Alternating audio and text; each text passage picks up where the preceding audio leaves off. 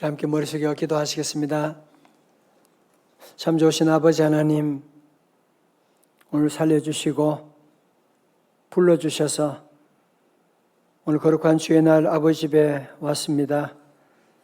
우리의 이름을 아시고 우리의 눈물을 아시고 우리의 상처를 아시고 우리의 필요한 모든 것을 다 아시는 주님, 불쌍히 여겨 주옵시고 수고하고 무거운 모든 짐들 주님께 다 내려놓습니다. 걱정, 염려, 상처들 주님 앞에 내려놓습니다. 우리 주님 만져주시고 주님의 손 안에서 합력하여 선을 이뤄나가게 하시고 우리 귀한 예배 시간에 주님만을 위한 잔치가 되게 하시고 주님만을 의지하는 귀한 시간 되기를 원합니다. 주여, 우리 영적인 눈을 열어주셔서 주님 보게 하여 주시고 우리의 귀를 열어 주의 음성 듣게 하여 주시옵시고 우리를 묶고 있는 모든 결박에서 진정한 참다운 자유를 허락하여 주시옵시고 말씀 들을 때 병마가 떠나갈지어다. 말씀 들을 때 귀신이 떠나가게 하여 주시고 온전히 주님 한 분만 만나는 귀한 마리아의 참다운 예배가 되게 하여 주옵소서. 예수님 이름으로 기도드리옵나이다. 아멘. 용혜원 목사님이 기다림이라고 하는 제목으로 이런 시를 쓰셨습니다. 삶이 있는 곳에는 어디나 기다림이 있네. 우리는 삶은 시작부터 기다리고 있다는 위로받고 기다려 달라는 부탁하며 살아가네. 봄을 기다림이 꽃으로 피어나고 가을을 기다림이 탐스러운 열매로 익어가듯 삶의 계절은 기다림은 고통 못 그름이지 않는가? 기다림은 생명 희망이지.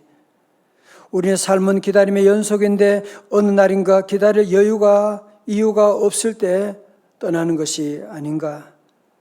우리의 가슴은 일생을 두고 기다림에 설레이는 것, 기다릴 이유가 있다는 것, 기다릴 사람이 있다는 것, 그것은 행복한 우리들의 이야기가 아닌가. 여러분, 그렇지요? 우리 인생은 기다림의 연속입니다. 그리고 기다리는 것이 있다는 자체가 행복이고 나는 기다릴 것이 없다. 기대할 것도 없다. 만큼 불행한 인생은 없을 것입니다. 전통적으로 교회력으로 오늘부터 이제 대림절이 시작됩니다. 대림절 첫째 주일에는 우리가 양초를 하나 키면서 이것은 주님의 그 기다림과 소망을 표현하는 것으로서 우리 대림절이라고 하는 것은 주님의 그 오심, 역사적으로 주님이 2000년 이 땅에 오신 그 주님 다시 내 마음에도 오시옵시고 그 주님 다시 우리 가정에도 오시옵시고 그 주님 다시 어두운 이 땅에도 주님 다시 오시옵소서 기도하는 귀한 절기인 것입니다. 전 11월 중순에 어떤 가정에 성탄절 추리를 했더라고요. 깜짝 놀랐어요. 그러면서 무슨 뜻인지 알겠더라고요. 여러분의 마음도 그러시겠지만 저도 어른 때 봐도 이번 성탄절은 더 기다려지는 왜? 지금 이런 코로나의 어두운 터널을 지금 통과하고 있으면서 빨리 주님 오셔서 우리를 만져주시고 빨리 주님 오셔서 코로나에도 모든 아픔에서 우리를 건져 주옵시고 빨리 주님 오셔서 이 땅의 어둠에서 우리를 건져달라고 그래서 더 갈급한 심정으로 대림절을 준비하게 된 것 아니겠습니까? 그래서 이번 성탄절에는 우리 교회학교, 우리 교회 우리 장식부와 교회학교 교사들이 일찍이 준비했어요. 교회 곳곳에 이렇게 아름답게 성탄절 장식을 아름답게 준비하고 나가는 여러분 모두에게도 이번 대림절을 통해서 성탄의 큰 기쁨이 기다림의 응답이 함께 하시기를 주의 이름으로 축원합니다. 오늘 본문의 말씀 가운데는 우리 주님을 기다리고 기다렸던 그래서 주님을 만나게 된 한 가정 이야기를 볼 수가 있는데요. 한번 그 가정으로 들어가 보시겠습니다. 자, 여러분 지도를 한번 보시게 되면 이제 우리 예수님께서 이제 예루살렘 성으로 가시는 길에 토요일에 그러니까 예수님 십자가 지시기 엿새 전에,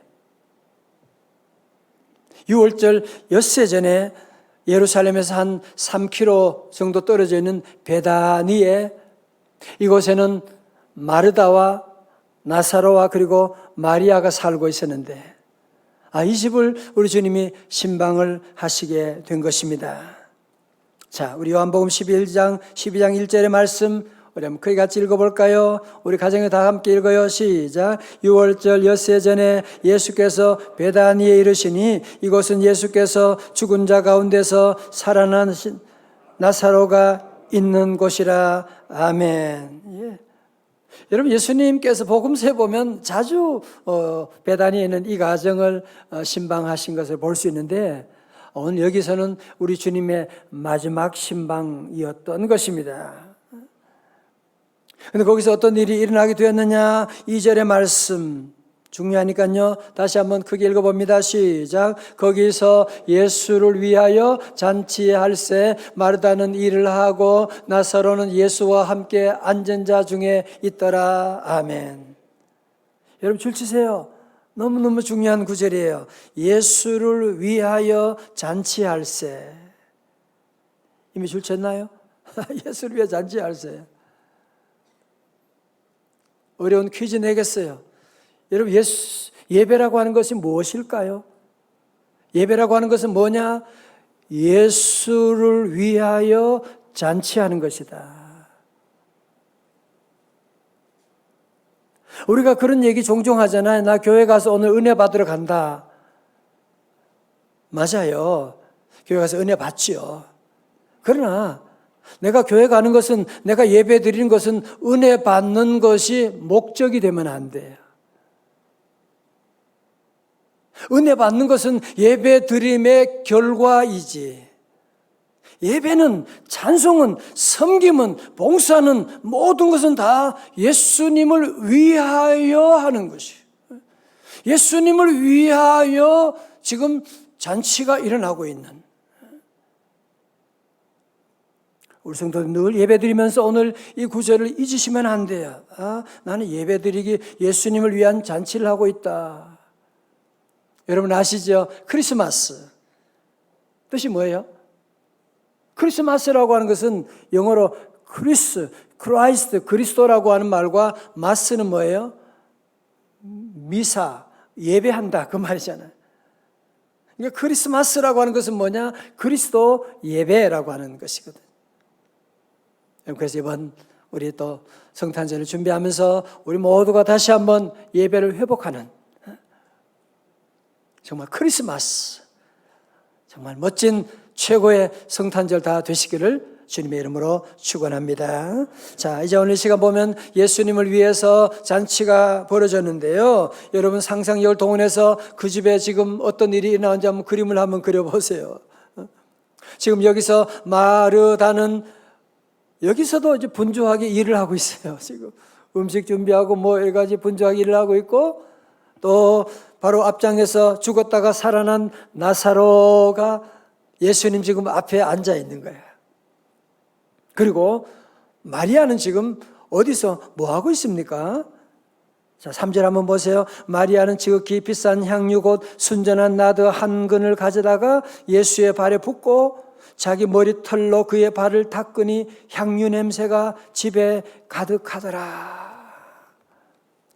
여러분 이 당시에 관습에 의하면 귀한 손님이 오면 향유 몇 방울을 떨어뜨리는 예식이 있긴 있었는데, 오늘 이 마리아는 갑자기 등장해서 예수님 앞에 오더니만 값비싼 향유를 가지고 깨어가지고 예수님의 발에 부어드리는, 그것도 부족한지라 그는 자기의 머리털로 예수님의 발을 닦아주고 있는, 이 엄청난 일들이 일어나게 되고 온 집안에 이런 향내로 가득하게 되었다라고 하는 것이거든요.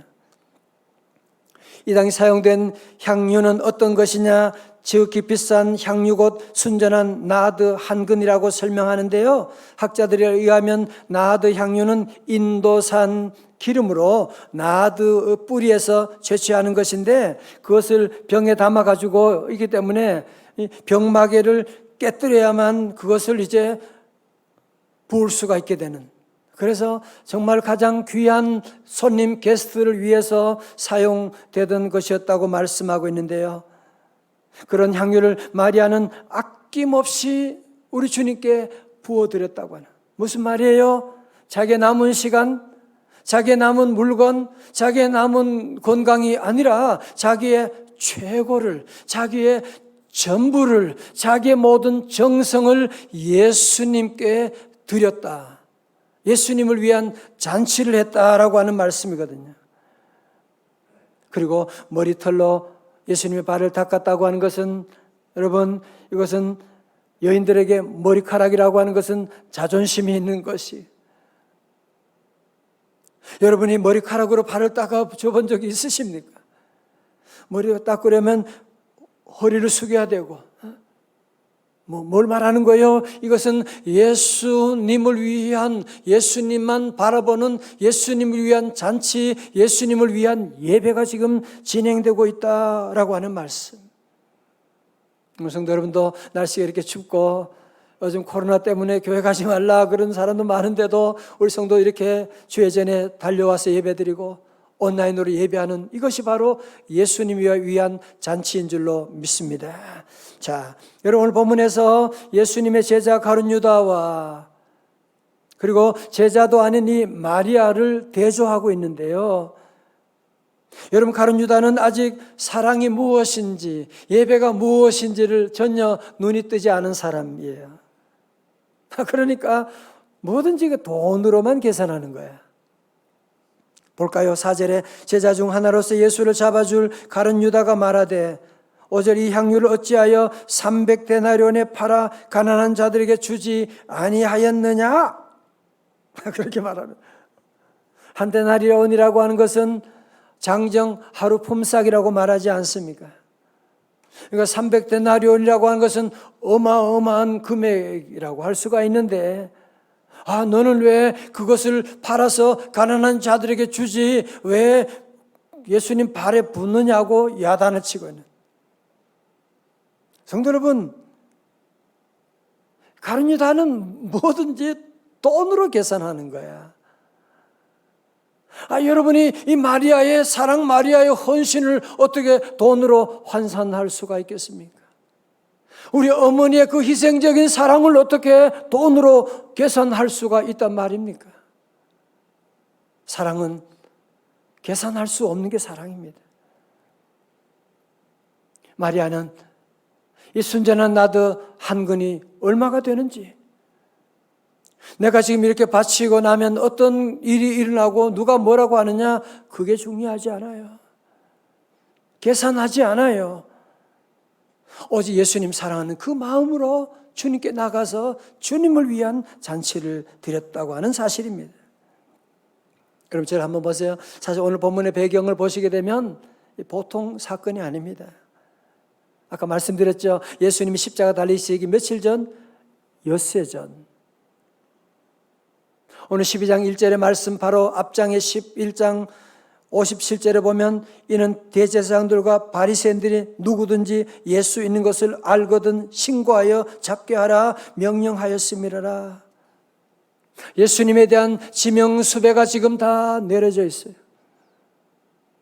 국가적으로 사회적으로 모두가 다 저 예수를 처형해야 된다고 하는 사회적인 분위기가 지금 있고, 심지어 예수님을 따르던 추종자들도, 제자들마저도 지금 주님을 떠나가는 이 판국에 어둡고 캄캄한 밤중에 한 줄기 샛별과 같이 모두가 다 주님을 떠나고 주님을 다 피하고 가는 그 가운데 이 마리아만은 도리어 예수님의 십자가 사건을, 예수님의 장례를 준비하면서 값비싼 향유를 주님께 부어드리고 눈물로 감사함으로 주님께 사랑과 감사를 표현하게 된 것이거든요.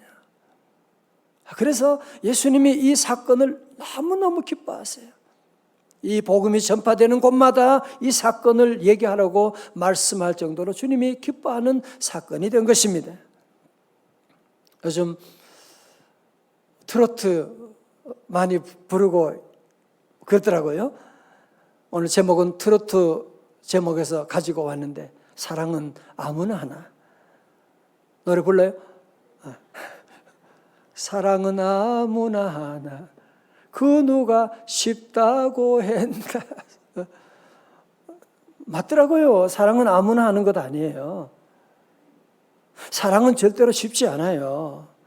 첫 번째로 진짜 사랑은 믿음의 눈이 열린 사람만 할 수가 있습니다. 여러분, 오늘 이 본문에 등장하는 가룟 유다하고 마리아의 차이가 뭐예요? 한마디로 믿음의 차이인 것이죠. 가룟 유다는 예수님을 3년 동안 따라다녔지만 예수님이 하나님이시라고 하는 사실을 모르니까, 못 믿으니까 그냥 랍비라고 부르고 예수님을 주님으로 모신 것이 아니라, 주님으로 대접한 것이 아니라 도리어 주님을 사용하려고 하는. 한번 볼까요? 요한복음 12장 6절에 이렇게 말하면 가난한 자들을 생각함이 아니요 그는 도둑이라 돈괴를 맞고 거기 넣는 것을 훔쳐가미려라. 말은 그럴듯하게 잘하지요. 아이, 그거 팔아서 가난한 자들에게 주면 말은 그렇게 하지만 실상은 가난한 자들을 생각하는 것이 아니고 자기가 이 향유 옥합에 대한 탐심 때문에 그런 소리 했다는 거거든요. 다시 말해서 정의를 가장한 위선이었다고 하는 것입니다. 그러나 마리아는 죽었던 오빠 나사로의 무덤 앞에서 요한복음 11장 25절에 나는 부활이요 생명이니 나를 믿는 자는 죽어도 살겠고 무릇 살아서 나를 믿는 자는 영원히 죽지 아니하리니 이것을 네가 믿느냐. 그리고는 나사로의 무덤 앞에 주님께서 나사로야 나오너라. 그래서 죽었던 오라버니가 살아서 나오게 되는 이 놀라운 일을 경험하고 예수님은 하나님이시다. 그래서 이 마리아는 예수님을 하나님으로 대접해드리는, 하나님 앞에 향유 옥합이 뭐가 대단한 거예요. 하나님께 우리가 무엇을 못 드리겠냐 말이죠. 그래서 예수님을 하나님으로 대접해드리게 된 것이거든요. 가끔 어떤 분이 그런 얘기 합니다. 아이, 마리아야 자기 오빠 나사로가 죽었다가 살아났으니까 예수님께 그런 선물도 드리고 희생도 할 수 있지만 나는 별로 그런 게 없는데요. 그런 분이 있어요. 자, 저를 보세요. 그러면 젊은 사람이 죽었다가 살아난 것하고 늙어도 죽을 고비가 얼마나 많았는데 아직까지도 살아있는 것하고 어떤 게 더 기적이에요? 교통사고 나서 죽을 뻔하다가 살아난 거하고 교통사고 날 만한 상황이 그렇게도 많았었는데 아직까지도 멀쩡히 살아있다. 어느 게 기적이냐고요. 누가 더 큰 기적을 여러분이 경험하고 있냐 말이에요. 우리는 오늘 하나님을 믿어 하나님의 자녀가 되고 구원받은 하나님의 자녀, 이제는 죽어도 천국 가게 되는 천국길을 가는 우리들인데 이 나사로가 죽었다가 살아난 것하고 어떻게 비교할 수가 있겠냐 말이지요. 그러므로 우리 성도들은 날마다 우리는 주님 앞에 늘 감사하고 한 주간 지나면서 하나님께 감사하고, 그래서 우리는 매주마다 주님 앞에 나와서 주님의 은혜에 감사합니다 하고 예수님을 위한 잔치를 올려드리게 된 것인 줄로 믿습니다. 얼마 전에 인터넷에 어린아이가 쓴 아주 감동적인 글을 하나 보았는데요. 제목은 아빠가 숨 쉬지 않는 이 세상이라는 시예요. 글이에요. 미니야, 밥 먹어야지. 오늘도 아빠는 애 잔소리는 시작이다. 꼭 엄마 없는 티를 저렇게 내고 싶을까? 정말 쪽팔려서 같이 못 살겠다라는 생각을 항상 해왔다. 집에 오면 항상 앞치마를 메고 있는 아빠 모습이 정말 지긋지긋하기도 하고, 내 엄마는 내가 3살 때 돌아가셨다고 한다. 얼굴 하나 기억 못한다. 이렇게 엄마 없이 가난하게 사는 부녀 가정에 아빠는 늘 병치레를 하게 됐어요. 어느 날 아빠가 병으로 죽었는데 알고 보니까 3년 전부터 암으로 죽어가고 있었던 것인데, 아이 어린 딸은 그것도 알지 못하고 늘 아빠에게 원망하고 불평하기만 했는데, 아빠 돌아가신 다음에 딸은 깜짝 놀라게 된 것은 아빠가 딸을 위해서 자기 치료비를 아끼면서 돈을 저축해 둔 거예요. 딸은 아빠가 세상을 떠난 다음에 자기를 위해서 만들어준 저금 통장과 지난 3년 동안 아빠가 쓴 매일매일 일기를 보면서 통곡을 하게 되지만, 아빠는 다시 살아 나오는 것이 아니었던 것이고, 그러나 아빠의 다음 없는 사랑, 계산하지 않는 사랑, 희생적인 그 사랑이 이 사랑하는 딸을 다시 살려서 사명을 감당하는 자로 세우게 된 것이 아니겠습니까? 사랑하는 성도 여러분, 오늘 저와 여러분도 이런 사랑을 받은 자들, 우리가 아직 죄인 되었을 때 그리스도께서 우리를 위해 죽으심으로 하나님의 사랑을 우리에게 보여주셨는데, 우리 모두도 그 사랑에 늘 감사하고, 우리가 지난 16년 역사를 보게 되면 저절로 이루어진 게 없어요. 우리 성도들이 정말 마리아처럼 값비싼 향유를 드려서, 여러분 교회 구석구석 한번 둘러보세요. 모든 성도들이 정성을 다하여 주의 귀한 사명을 감당하고, 그래서 우리 교회가 이런 아름다운 교회, 하나님께 영광 돌리는 교회가 된 것이거든요. 정말 눈물 나도록 감사한 일들이 얼마나 많은지 모릅니다. 왜? 이 모든 것이 누구에게 한 거예요? 예수님을 위해서 한 잔치거든요. 사랑하는 성도 여러분, 인생의 전성기가 언제인가요? 여러분 인생의 전성기가 언제예요? 사랑할 때죠. 여러분이 언제 가장 행복하던가요? 사랑할 때죠. 여러분이 교회 생활하면서 언제 가장 행복했어요? 사랑할 때였죠. 교회를 사랑하고, 교회가 보고 싶고 가고 싶고, 성도들과 함께 모여 같이 지내고 같이 청소하고 땀 흘려 섬기며 나갈 그때가 가장 아름다운 여러분의 인생의 황금기가 아니었나요? 여러분 야곱도 라헬을 사랑할 때 뭐라 그래요? 7년을 수일같이 여겼더라. 여러분 사랑하면 시간을 초월하게 됩니다. 사랑하면 계산이 안 되는 거예요. 그러나 사랑하면 모든 것들이 다 내게로 돌아오는, 사랑보다 더 수지 맞는 일이 없게 되는 거거든요. 지금 코로나로 말미암아 우리 한국교회가 많은 어려움을 겪고 있습니다. 연단을 받고 있는데요, 이 연단의 실체를 우리가 분명히 알아야만 할 것입니다. 우리가 지금 자꾸 예배 제한 때문에 내가 교회 못 가는, 예배를 잘 못 드린다, 그런 문제가 아니고요. 연단의 실제라고 하는 것은 무엇이냐면, 예수님을 알고 예수님을 믿고 예수님을 위하여 잔치하는 성도들과 그냥 교회 다니는 사람과 쫙 나누어지는 거죠. 교회 다니는 사람은 교회 문이 닫히게 되면 믿음도 사라져버리게 될 수밖에. 그러나 주님을 믿는, 주님을 보는, 주님과 교제하는 성도들, 우리 교우들 가운데도 그런 간증하고 상담하는 분들이 많아요. 요즘은 더욱더 주님이 더욱 가까이 느껴지게 되고, 더욱더 말씀을 많이 읽으면서 주님과 교제하며 나가는 그런 성도들이 많이 있고, 또 때로 어려울 때는 온라인으로라도 온 가족이 함께 예배 드리려고 몸부림치며 나가는 우리 귀한 성도들. 왜? 예수님이 계시니까. 내가 지금 예수님께 지금 잔치하는 것이니까. 내가 지금 예수님 앞에 봉사하는 것이니까. 내가 예수님 앞에 예물 드리는 것이고, 예수님 앞에 찬송하게 되는 것이고. 그렇습니다. 우리 모두 예수님을 하나님으로 대접하는 성도들 다 되시기를 주님의 이름으로 축원합니다. 두 번째로, 사랑은 누가 합니까? 사랑은 타이밍을 아는 사람만이 할 수가 있습니다. 여러분, 저를 보세요. 말씀드렸죠. 아까 우리 예수님은 이 사건 이후에 닷새 후에 체포되시고 엿새 후에 십자가 지시는 거예요. 여러분, 마리아가 만약에 이런 영적인 직감력이 왔을 때에 무시하고 그냥 지나갔다면 평생에 얼마나 후회스러운 일이 되겠어요. 기도하면서 영적으로 직감력이 왔을 때 여러분 미루지 마시기를 주의 이름으로 축원합니다.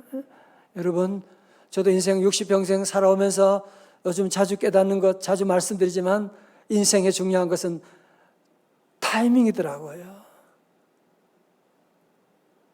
타이밍이에요.